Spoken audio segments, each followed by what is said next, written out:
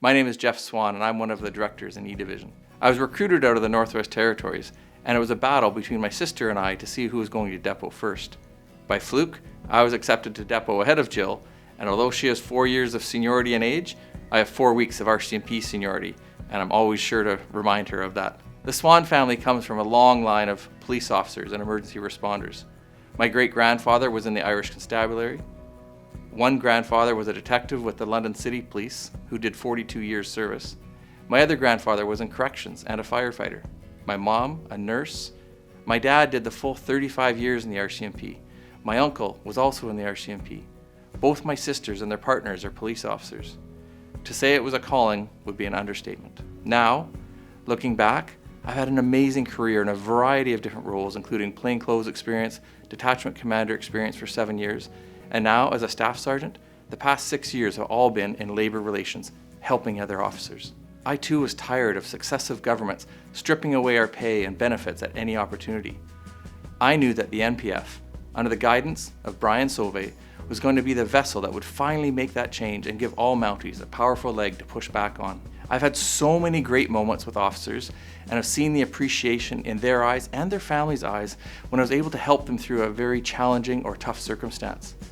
Those are the individual and personal files where I get the greatest job satisfaction from.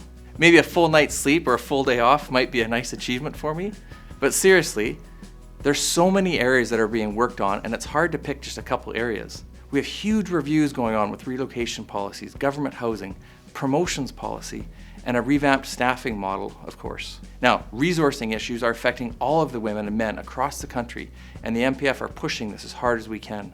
We need more boots on the ground. Internally, the NPF has a huge team of local area reps doing impressive work across the country. As we are all still so new, there will be some new training and processes to come out, and we're working behind the scenes to improve how the NPF supports all of our local area reps and labor relations officers. Stay tuned for those developments. And lastly, very importantly to me, is our equity working groups. They've been developed and we're pushing for some progressive and fundamental change that is long overdue. One aspect that many folks don't know is that although I was elected in BC, we're directors that work across the country. Thus, without exception, I work behind the scenes every day to assist those women and men who are putting themselves in danger and are running towards harm, while the rest of society is running away. To that end, I spend a lot of my time triaging and speaking to members involved in traumatic events and are facing investigations by provincial oversight committees. Here in BC alone, there are over 200 IAO calls per year, and the vast majority land in my lap. And of course, like the true nature of policing that we all know, these calls come in at all hours of the day.